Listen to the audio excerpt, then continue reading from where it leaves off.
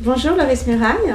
Bonjour. Votre livre Les cornes d'ivoire paraît prochainement chez Pocket Jeunesse. Alors en quelques mots, est-ce que vous pourriez nous présenter un petit peu l'action, le contexte et vos personnages ? Alors en quelques mots, c'est pas facile parce que c'est une situation assez particulière, assez compliquée. C'est ce qu'on appelle une uchronie. Alors déjà, c'est un mot que tout le monde ne connaît pas. Ça vient de chronos, le temps en grec, et l'uchronie est une technique littéraire qui consiste à créer une divergence à partir d'un événement particulier du passé. Je prends un exemple très simple. Vous imaginez que les nazis ont gagné la guerre et ont envahi l'Angleterre, et vous racontez la suite. Dans mon cas, dans le cas des cornes d'ivoire, la divergence est de taille, puisque j'imagine que l'Europe, ce que j'appelle dans le roman le Septentrion, s'est effondré il y a quelques siècles à la suite des ravages causés par les grandes épidémies de peste, que donc ces civilisations n'ont pas suivi le chemin qu'on leur connaît, et que simultanément l'Afrique a émergé. Et au moment où l'action se passe, l'Afrique est à peu près à un stade de développement équivalent à notre milieu de 19e siècle, c'est-à-dire c'est le début de la civilisation de la vapeur et de l'électricité. Tandis que l'Europe est une sorte de territoire anéanti avec des comptoirs où les Noirs se sont établis et ils font travailler des gens. Le premier volume, puisqu'il y en a plusieurs des cornes d'ivoire, le premier volume qui s'appelle Afrique se passe donc dans cette Afrique alternative et raconte les aventures d'une jeune esclave blanche qui est au service de maîtres noirs et qui rêve de liberté évidemment, et notamment de découvrir un jour la terre de ses ancêtres, c'est-à-dire l'Europe. Comment vous est venue cette idée ? Comme très souvent mes idées en lisant les autres, mais ce qui ne veut pas dire que je les pille. Ça veut dire que la littérature universelle est un réservoir d'idées sans limite, mais que toutes les idées n'y sont pas utilisées. Il y a des tas d'idées qui sont comme sur le bord du chemin et que je me baisse parfois pour ramasser. Et donc j'ai lu un jour un roman d'un de mes confrères qui racontait traditionnellement l'histoire des pauvres nègres dans les champs de coton aux États-Unis, vous voyez, comme il y en a beaucoup, il y en a d'excellents.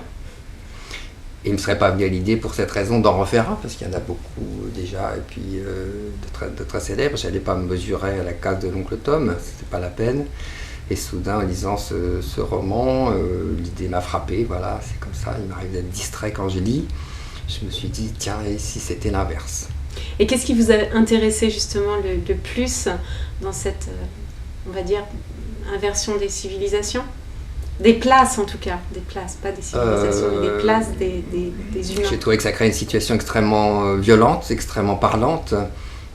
Je pense que traiter du racisme en parlant de ce que nous avons fait, des horreurs que nous avons commises, évidemment ça reste utile, mais que selon la formule « mets de quoi à ma place », quand on se met dans la peau de l'autre, on voit les choses différemment.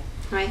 Le petit blanc qui se met dans la peau d'une petite héroïne blanche et qui se fait traiter comme une sorte de créature inférieure, à mi-chemin entre le singe et l'homme, qui se voit retirer tous ses droits, qui se voit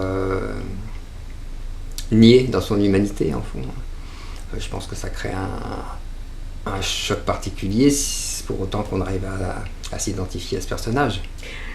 C'est un livre qui est plutôt dédié donc à des lecteurs jeunes, puisque vous êtes publié jeunesse. Mmh.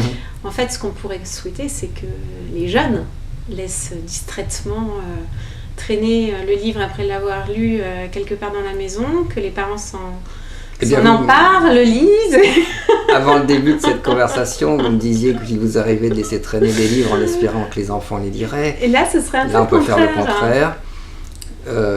Parce que la réflexion, les jeunes vont l'avoir sur la place de chacun. Déjà, je crois qu'il faut commencer jeune à se former à certains types d'idées. Ouais. Je pense que si vous arrivez à l'âge adulte avec des préjugés racistes, vous allez avoir du mal à vous en débarrasser, qu'il faut travailler sur ce terrain-là d'abord.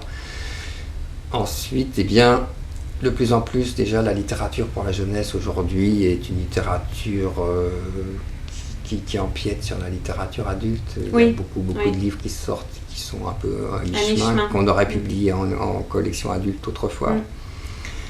Et si ce qu'on m'a dit se vérifie, ce livre devrait ultérieurement être pris en poche dans une collection adulte. Voilà. Alors, si vous aviez un petit message à dire à tous nos jeunes et à leurs parents, quel serait-il ? Si on parle de littérature, ça sera lisez. Je pense que les livres ont beaucoup à vous offrir, à vous apprendre. Moi, je ne suis pas là, pour le cas où ce ne serait pas clair, pour donner des leçons à quiconque. Ce livre est un roman, c'est un roman d'aventure. C'est quand même un livre d'ouverture. Oui. En tout cas, de réflexion. Mais je ne suis pas là pour faire la morale. Non. Je ne suis pas là pour dire les noirs sont aussi méchants que les blancs. Je ne suis pas là pour dire tout ça. Je suis là pour vous expliquer une seule chose, c'est que c'est l'histoire qui fait les hommes. Et que selon les situations, les uns ou les autres vont se retrouver en position dominante et se montrer tels que sont malheureusement toujours ceux qui ont le pouvoir. C'est un très beau message. Merci à vous. C'est moi qui vous remercie. Confidentiel.com, le site réservé aux femmes.